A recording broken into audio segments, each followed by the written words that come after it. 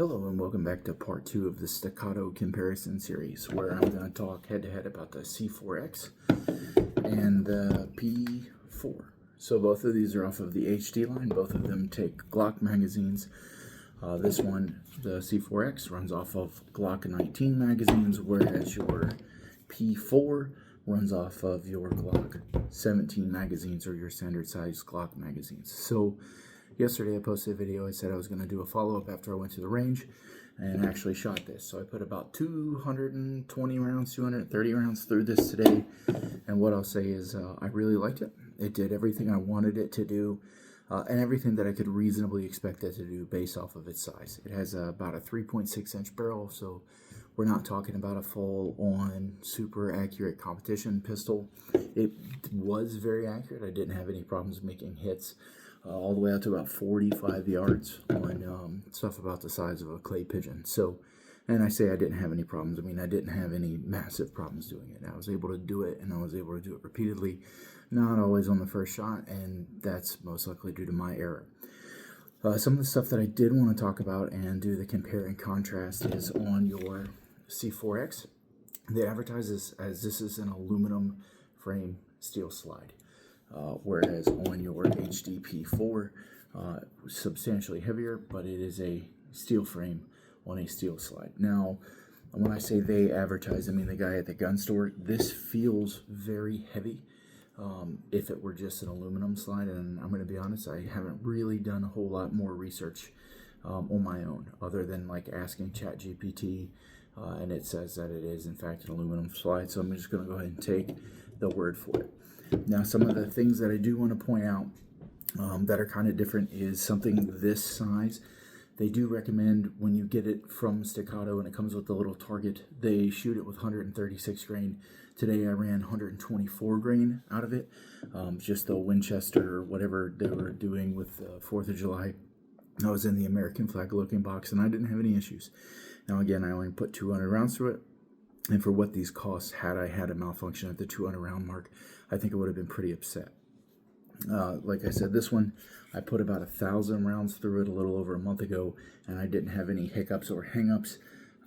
So when we're direct comparing these, and I really did set these up the way that I thought were best for a pistol of its size, a duty-sized, full duty-sized weapon with a Surefire X300 Turbo. And then on something that I plan on actually EDCing, Surefire XC3. So I'm going to go ahead and let it come down. You can see it fits flush inside of the ANCOG. It's a very good size in order to carry and ride, and it does do that very well. Now, some of the things that I wanted to talk about that I think are kind of important, but not really. It's more of a semantic. On the HD line, which both of these are, they got rid of the beaver tail. So these have a Series 80 trigger, so they're actually drop safe, which was really important to me. And that was one of the big reasons that I went with the HD line, that and its ability to take Glock magazines, make it a really competitive pistol to carry, and to get extra magazines and spares and such like that. Whereas, like, if you look at the C2 line, and now, granted, you can get a lot of this stuff much cheaper, and there is aftermarket support, but the C2 magazines are almost cost prohibitive when you order a new C2. The 2011 magazines are really expensive. Comparatively, you know, you're looking at $50 to $60 or more for a 2011 C2 magazine, whereas I think these off-brand Glock magazines are substantially cheaper. Let me see if I can dig one out. Yep. So these are like $35-ish. These are the Freedom Series X-Tex.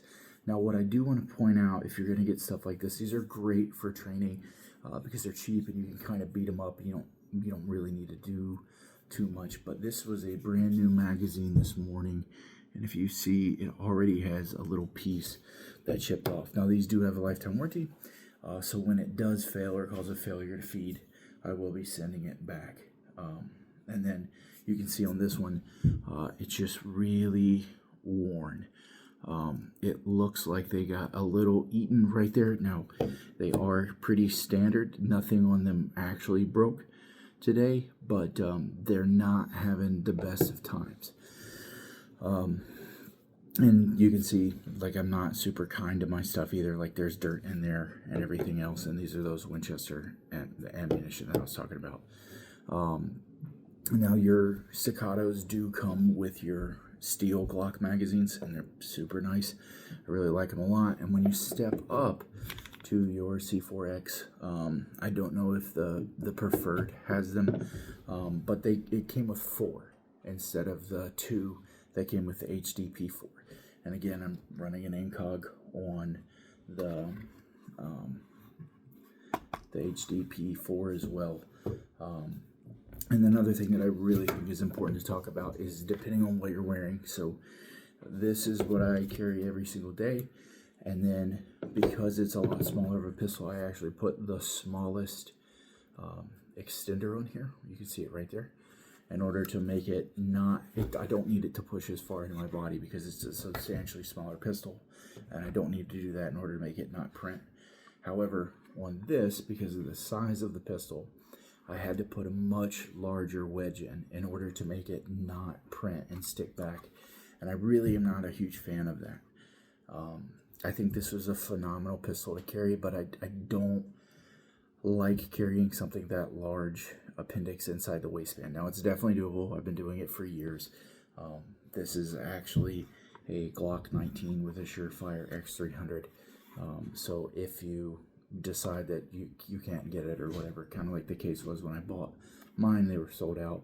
The Glock 19 holster does work, but you do have to loosen your retention screw pretty substantially in order to get it in and out. And I think a lot of that has to do with the safety. The other thing you could do is you could probably cut that out right there. I didn't want to do that because I do still carry a Glock 19 fairly regularly, so rotating between holsters isn't out of the question at all. Both of these are really comfortable holsters, but this size is really about as big as I care to everyday carry. Now, again, with these magazines, you can just see where they really got pretty chewed up today. You know, nothing super crazy. They still worked. I didn't have any malfunctions, no stoppages, anything of that nature. But these are brand new magazines. And if we compare them to like these guys, that between these two magazines, I literally put over 1,000 rounds through these two magazines. And there's no kind of deformation, scratching, anything like that out of them. There's a little bit of a chip right there, and that came from like doing reloads and dropping and stuff, and I'm okay with paint being scratched off, but like these are kind of chewed, and the factory Glock magazines that I was running didn't do that. So that's just kind of something to keep in mind. And then if you're looking for recommendations on a carry pistol, man, something like this size that just has the basics, kind of like this, where it's got, you know, the stainless steel bull barrel. It doesn't have any of the extra slide cuts, and with like an XC3 on this would be absolutely incredible. But when I really wanted the comp, and you know, whatever you might say about that, you can't get the comp without the slide serrations. They're completely and totally interlocked. You can't have one without the other. Now, what I will say is, like, when you're shooting the P4, or sorry, the C4X, the regular Glock 17 magazines stick out a little bit, and I kind of like it. The other thing I ran into was these did not just want to drop and kind of free fall. I was having to pull them out, even doing a little flip with the wrist. You know, the Keanu Reeves, John Wick style. A lot of the times it did take a second one, and then sometimes like a finger grab in order to get it out, which I wasn't a super huge fan of. Whereas, and that could have been those magazines, I'm not really sure. I did not have the same issues with the Metcar mags that came with it, and I didn't have any factory Glock magazines with me in order to try those out. But all in all, I think for the money, this is a phenomenal pistol to carry. I absolutely love it. I love shooting it. I like the weight. The recoil impulse is super smooth. Now, granted, don't get me wrong, this one has no muzzle flip. It just stays right on target, and I actually found myself just absolutely running their crap out of it. It runs far. Both of these run far faster than I'll ever be able to shoot. I'm not that good. But when we're talking about a carry or a duty pistol, if I had to pick one, I'm going to be honest. I think I really love just the regular P4. The only thing I would change about this is I would want the night sights instead of the all blacked out sights. And then these are Trijicon's RCR. So these are, I'm a Trijicon snob, slut, whatever you want to call it. I really like them in the same way I really like Surefire. So both these have Surefires on them. Both of them have Trijicons on them. And then when you're looking at this, it does come with the night sight on the front. 200 rounds or 220, 230, somewhere in there. I wasn't really keeping a lot of track. I know it was at least 200, plus a couple of magazines. No issues, no flaws, ran great. It's really early to tell. I typically don't even like to carry a pistol until I put about 1,000 rounds through it. So this one's about a fifth of the way to going into the carry rotation. And they have to go 1,000 rounds without any malfunctions or stoppages. If they don't do that, I clean them and then I just kind of restart the clock. And these do have a break-in period. Staccato is very clear about that. And so, like I said, I didn't have any issues out of it today. But I'm just not quite there with trusting it yet. Whereas this one, well, I don't have any issues carrying this, and I have carried it. I carry it pretty regularly, just based off of all of those things. Now, being drop safe, so the Series 70 is not drop safe if you drop it straight down, whereas this has a Series 80 trigger, and it is.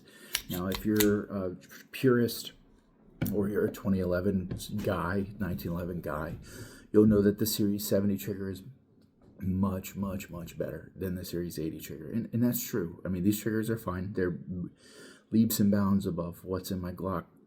Even running like a Johnny Glock's trigger or an SSVI by TYR, any of the other triggers that I really have had a lot of good luck with, these put all of them to shame.